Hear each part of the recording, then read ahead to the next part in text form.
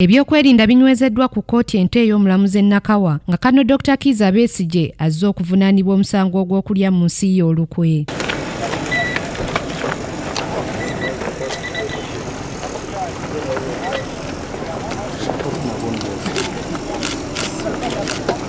Zigenze okwera ssaawa 3:10 Dr. Kizza Besigye n'atuuka ku kkooti nga werekeddwako bannakibiina kya FDC wamu n'abawagizi be.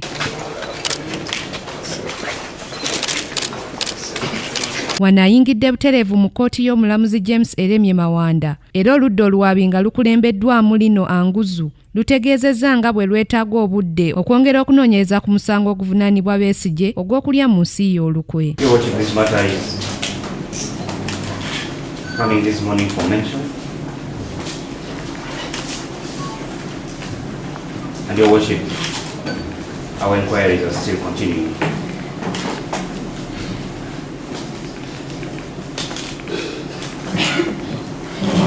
And we pray for an adjournment. Wano omulamuzi Eremye akkiriza okusaba kwa gavumenti okwongerayo okunoonyereza ku musango guno okusobola okufuna obukakafu. 1 month's adjournment on the 12th of September, which we shall continue mentioning this case.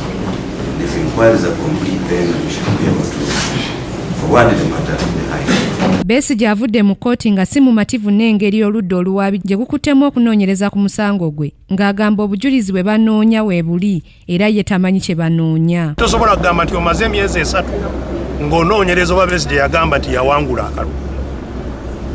Kyekikunoonyeza kyekikumazisa emyezi 3 kubanga ekyo nkibabuulira buli lunaku nti nawangula mwami Museveni atudde mwetaliiye era ayina kugivaamu. Ekyo tekyetaaga kunoonyereza kubanga wendi nkyogera oba ekyo kivaamu omusango kintu kirala. Besigye ayongeddeko n'agamba nti amateeka kkooti geekozesa makadde era ng'agenda kusaba Ssaabalamuzi w'eggwanga banoonye engeri gye basobola okutereeza mu mateeka nti omuntu w'abazizza omusango gwa Nnagomola atwalibwe embagirawo mu kkooti enkulu. Kitalo nnyo nti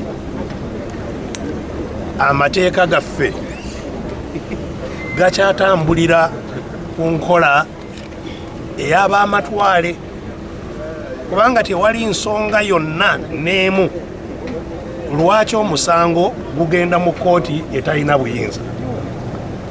Tewali nti omusango baguleeta wano ono talina buyinza kuguwuliriza, talina buyinza kugugoba, talina buyinza ku musango kye buyinza bwonna ku musango. Kati ekituleeta kibaaki? Ngenda kusaba abali mu palamenti abantu baffe Attorney General waffe aleete etteeka erijjawo enkola eno. Bw'amaze okwogerako eri bannamawulire Besigye alinnye emmotoka ye ne yeeyongerayo. Grace Nantale Kakooza, Eka Cronaud, Kingdom TV, amalindirire.